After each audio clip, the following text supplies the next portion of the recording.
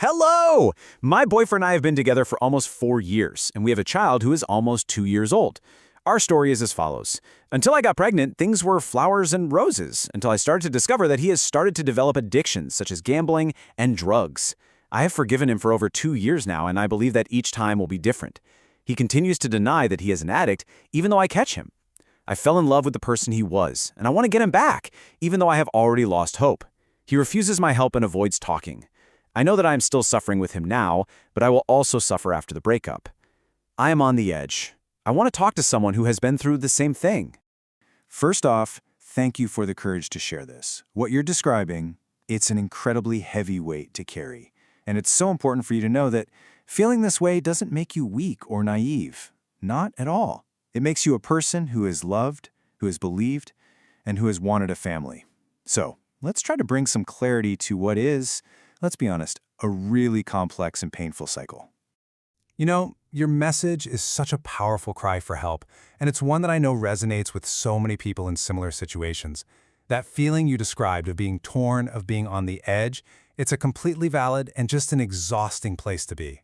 It's like you're standing at this impossible emotional crossroads on a very difficult journey.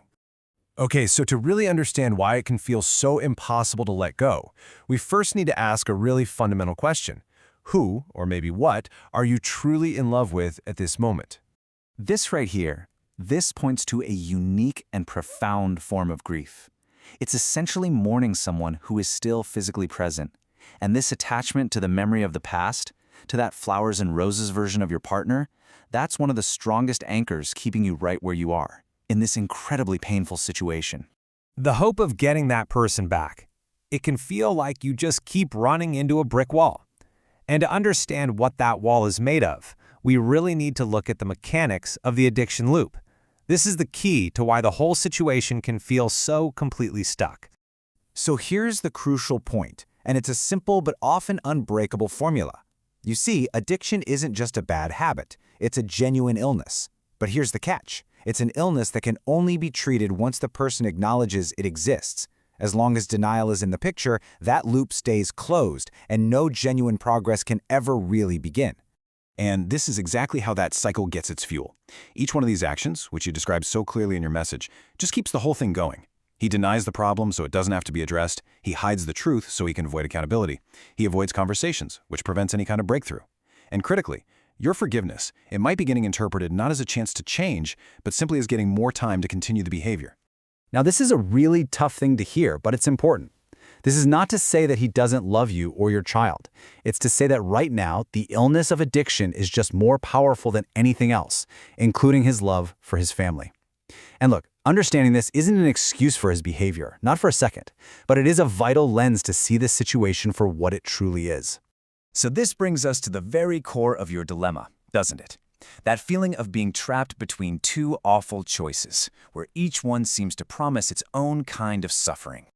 This is an incredibly astute and honest observation. You are absolutely right. Both paths involve pain. But, and this is a really big but, it's essential to understand that not all pain is created equal. Think of it this way. The pain you're in now is chronic pain. It's a slow burn that consumes your peace, your hope, and your energy over time, with no clear end in sight. The pain of a breakup, while it's intensely acute and difficult, is a finite pain. It's a pain with a purpose. It has an end, and on the other side of it, healing and recovery are actually possible. And this distinction between types of pain, well, it leads us to one of the most difficult, but also one of the most freeing truths about your role in this whole dynamic. Let's just let that sink in for a moment. You cannot save them. No amount of love, no amount of patience or forgiveness from you can cure this illness for another person. Only they can make the decision to seek help and begin the work. In fact, and this is another one of those harsh realities, your well-intentioned support can sometimes, inadvertently, make the addiction more comfortable. By forgiving, by staying, by managing the consequences, you can unintentionally cushion the fall, removing the very rock bottom that so often forces a person to finally confront their denial. With this understanding, the focus can now gently shift. It can turn away from the question, how can I change him, and turn inward towards you and the future that you want for yourself and for your child. I want to ask this very gently, without any pressure at all. just as a tool for quiet reflection. If nothing at all changes, if the denial, the hiding, and the heartbreak are exactly the same, can you see yourself living this way in 5 years? What does that future really look and feel like? No matter what happens next, it is so vital to remember what every single person fundamentally deserves in a partnership. You deserve peace. You deserve a partner you can lean on, not one you must constantly hold up. You deserve a home that's a sanctuary, a place that's free from fear, free from lies, and free from constant anxiety. You are not alone, and you are absolutely not wrong for wanting a different future.